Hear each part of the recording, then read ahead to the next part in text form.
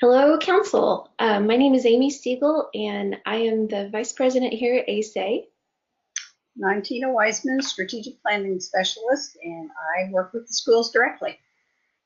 And we are here today to talk with you about the interventions update and give you all the information you need to help out your steering team in doing this interventions update. So today's big question is, given who we are now and our updated root causes, that's what we learned done last month, what adjustments do we need to make to our interventions?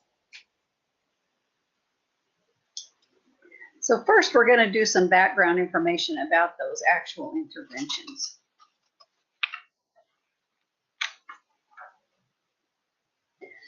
We'll start out with the definition and just what are they? Interventions address the root causes. So you'll remember in the last meeting, you came up with root causes, and remember that the root causes are the things that we identify as getting in the way of student achievement. So when you looked at the student achievement, you were figuring out root causes as to why that data wasn't moving.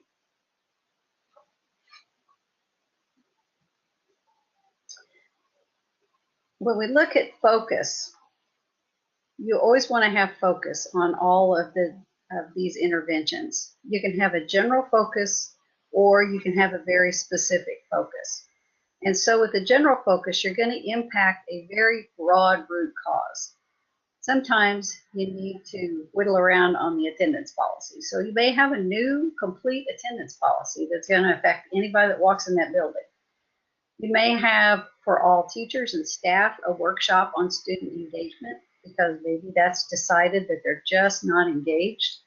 Or it may be something huge like after school tutoring, where it's not just for a specific group of kids, but it could be for a lot of people. They can also have a very specific focus. So you can impact a very targeted root cause. So if there's something going on in math specifically, then you could have, for example, a series of lessons on ratios. You had differentiated instruction in math, maybe frequent classroom assessments in math, or a math club or math tutoring of some sort after school. But you can see the difference where the general one is pretty wide and it's pretty sweeping. It's going to impact very broad root causes and problems. Got lousy attendance? Maybe we need a new policy. Kids aren't engaged? Let's get them engaged. Do they need extra time and extra help? Let's do tutoring. As opposed to specific, where you're really zeroing in on probably a very specific, either a subgroup of kids or a specific subject area.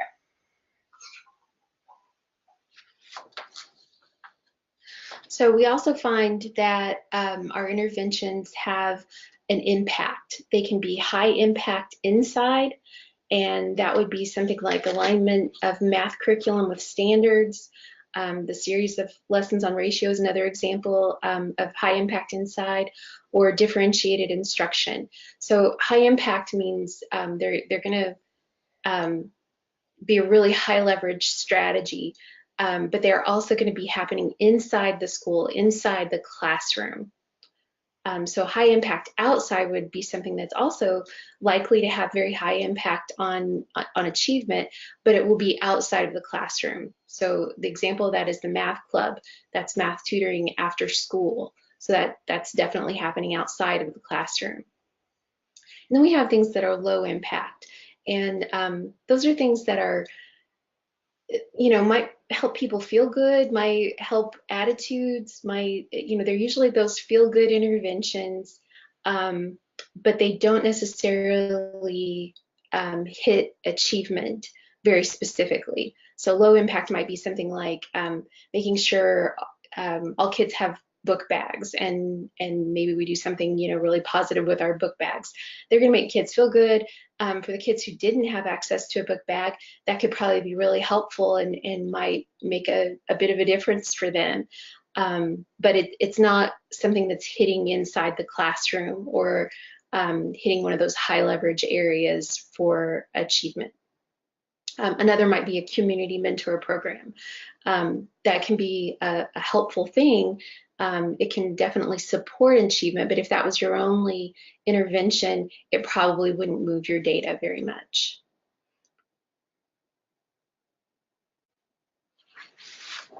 So we also look at the energy required for interventions. And some interventions are high energy, and that means that we're going to engage all of our educators in a major way. Some are medium energy, and we'll be engaging many educators in a major way, but not everybody. Low energy interventions engage a few educators in a major way, or engage all educators in a minor way. So maybe that's something where we're just piloting with a few people a new initiative, and maybe it'll be high energy later as we roll that out to the rest of the school. But for now it's low energy because it's only involving a few people, or maybe we're just asking people to tweak a little something that they're doing.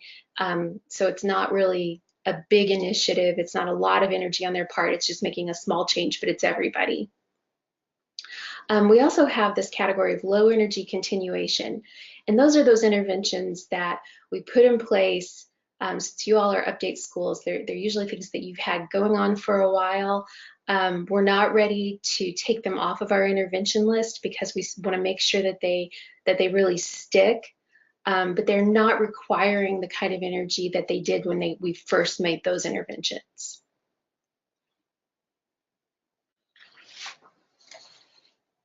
So those of you sitting in the council meeting right now or watching this might be asking yourself, why do I need to be involved in this discussion?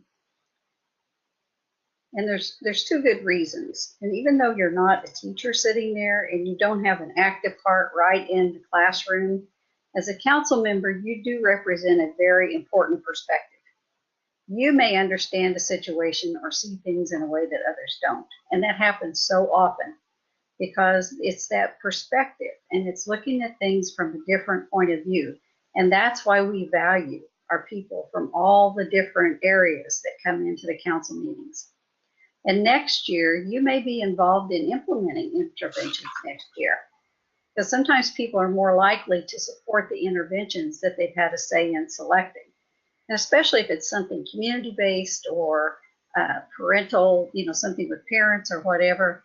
If you're there from the get-go and you're in on the ground level with this, you're going to understand completely what's going on, where it's coming from, and you're going to be extremely helpful, not only in just understanding it for yourself, but helping others to understand it as well.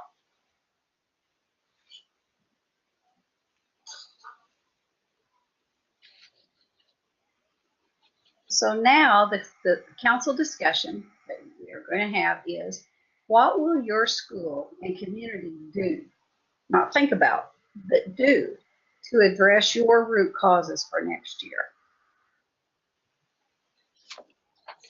So the online discussion, I'm going to be focusing on that. If you're having this in person, you'll be sitting down together and talking about these things. But for those of us doing the online discussion, this is the first part that you come to. You're going to review the root causes and current interventions. And that's found at the top of your page under instructions.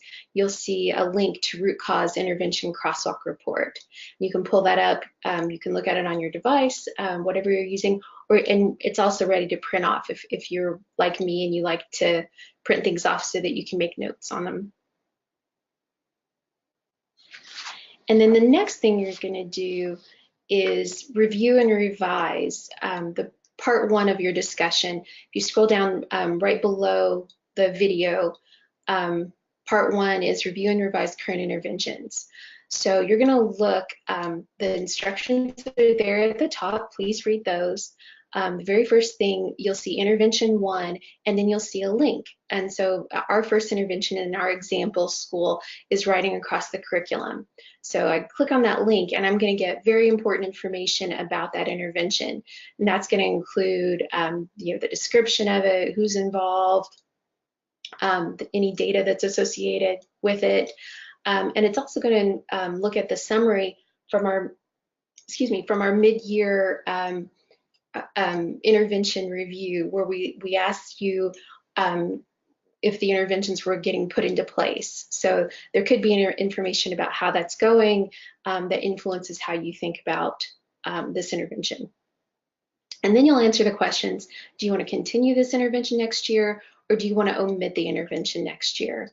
And then if you have any suggestions for revisions, there's a comment box. So if something isn't getting to place, let's say writing across the curriculum, we just didn't get the training in place that we needed, so this hasn't gone very well this year, and you've got suggestions on how teachers might be trained better, or how parents might be better informed so that they can be supportive of this, whatever it is that you think would make this intervention better, go ahead and make those comments, and those will be really helpful to your steering team. And that's only if you want to continue the intervention. If you want to omit it, of course, then you're just omitting it. So that's part one, and you'll see a section like this for each of the interventions. So if your school has 5 interventions, you're going to see intervention 1, intervention 2, and on down the list. So be sure to answer for each of those. And then in part 2 of the discussion, you're going to add additional interventions. So we give you some, again, we've got the instructions there, please read those. And then we're going to give you some links to help you maybe find interventions that would address your root causes. Remember, the root causes are in that report up at the top of the page. And the first link we have is student suggestions from the student body discussion. And those are things the students were asked in their discussion, what did they think would help address your root causes? So have a look at that discussion summary, and you might see some things there that you want to give voice to and agree with them that those things would help. And then we also give you some of our searchable databases, the SI2 school-based interventions. Those are from schools just like yours who've been putting in interventions. You can get an idea, some ideas of what other schools have done. There are community-based interventions from the College Success Coalition. Those haven't been updated since 2015, but there's still some great ideas, especially if you're looking for ways to involve your community in your school. There's the Indiana Conference on Learning session descriptions. Again, we haven't had the conference since 2015, but there's still some great things that schools did to address their root causes. And then always Google. Google's a great place to go and look and see what other schools are doing around the world.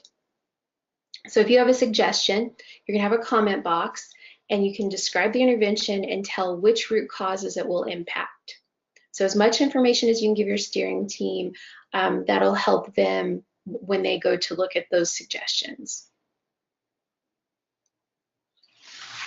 And then last, part 3, we always give you a box for additional thoughts. So if there's anything else that you need to let your steering team know that you're thinking about interventions, you've got a place to do that. And of course, that's optional.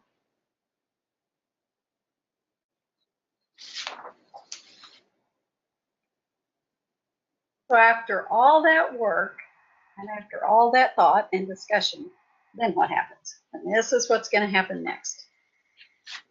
Your steering team is going to consider the council and the student body discussions. Remember, they're all put together this time. Then they're going to create a preliminary list of interventions based on that input. There are several crosswalk tools that we have in the online system that will help assess the strength of the interventions and determine also if all state and federal requirements have been met. And so then from that, they can add or tweak the interventions as needed. Then they're going to send that list to the council members, including all educators in the school, and they're going to ask you for consensus. And then once that's done, they're going to finalize the interventions that will be implemented in the coming year. So not the time to be shy.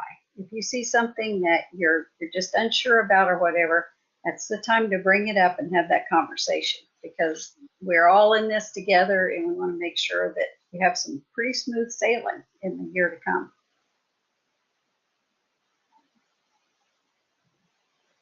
So if you have questions, please contact your school's council discussion point person. If you're on the online discussion page, you'll see that name and their contact information right above the video where you're watching the video.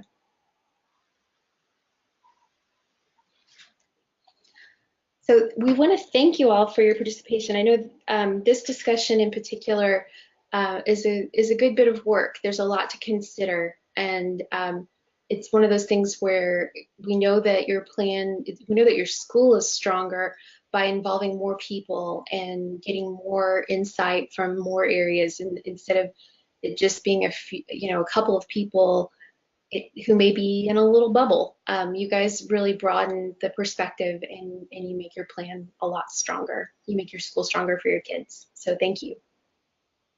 Thanks for taking the time.